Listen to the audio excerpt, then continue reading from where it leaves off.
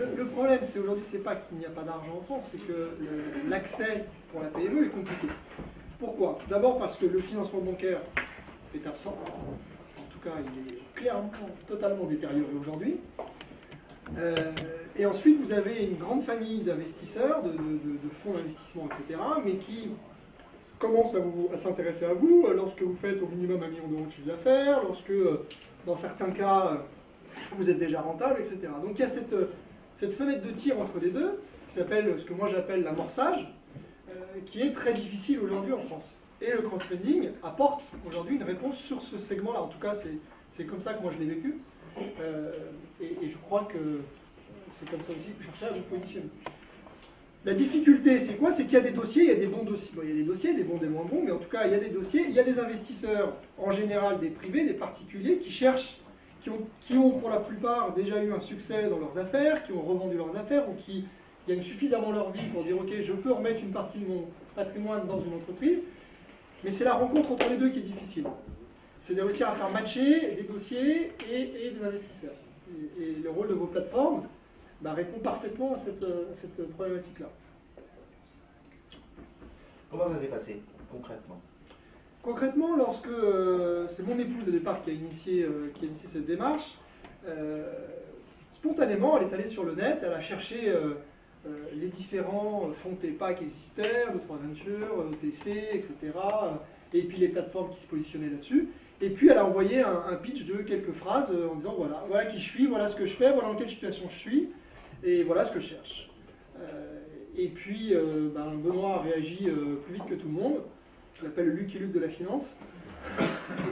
Il a réagi plus vite que tout le monde, et voilà, il a rencontré Vanessa, puis on s'est rencontrés très rapidement.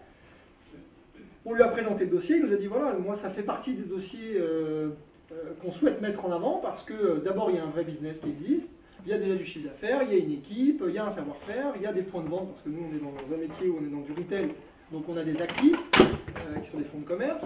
Bon voilà, tout ça existant, on peut vous accompagner pour trouver des fonds. Et voilà, c'est vrai que la démarche, moi je l'ai trouvée extrêmement saine et extrêmement efficace, parce que on a un interlocuteur à qui on a présenté, on a pitché le dossier, et derrière on a rencontré très vite 1, 2, 3, 4 investisseurs en direct. C'est-à-dire qu'en plus, on a cette relation immédiate et directe entre l'investisseur et la société, l'entreprise. Et en fait, on a en face de nous, très vite, Benoît est un chef d'entreprise, mais on a en face de nous aussi des chefs d'entreprise ou des ex-chefs d'entreprise. Donc tout ça communique très très vite, très simplement. Combien d'actionnaires pour 500 000 euros? Aujourd'hui, en tout, on est une quinzaine d'actionnaires.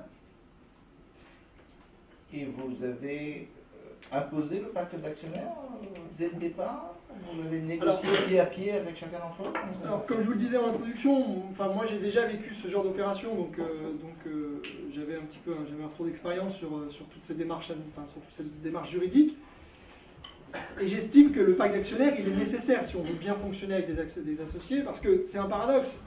À la fois, c'est une jeune entreprise et on veut en garder la maîtrise, mais d'un autre côté, si on fait rentrer des actionnaires, il faut aussi qu'on leur donne des droits. Il y a des droits et des devoirs. Donc, à un moment, il faut essayer de structurer tout ça pour que tout le monde soit bien sur la même longueur d'onde dès le départ. D'accord, ça c'est la nécessité du pacte d'actionnaires. Mais concrètement, comment se passe la négo? Alors, la négo, elle est assez simple, parce que c'est moi qui l'ai initiée à la base, en disant, écoutez, on va s'associer, donc il faut qu'on bâtisse un pacte d'actionnaires avec un conseil d'administration, etc., pour que les choses soient claires pour tout le monde.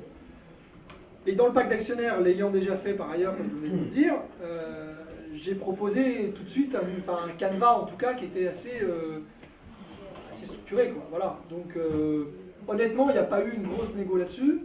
Dans la quinzaine d'actionnaires qui sont autour de la table, on a un actionnaire plus important que les autres, qui globalement, sur les 500 000 euros, a investi tout seul 300. Donc, pour moi, c'est un actionnaire de référence.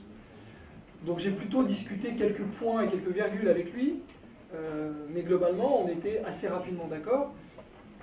Parce qu'on est exactement sur la même longueur d'onde une fois de plus. C'est-à-dire que on fait partie de la même trempe autour de la table. Voilà. C'est-à-dire qu'il n'y a pas de décalage. On n'a pas un fonds d'investissement avec des volontés de sortie, avec des PRI, avec etc. Non. Il est là. C'est un chef d'entreprise, c'est un grand bastion de l'industrie française.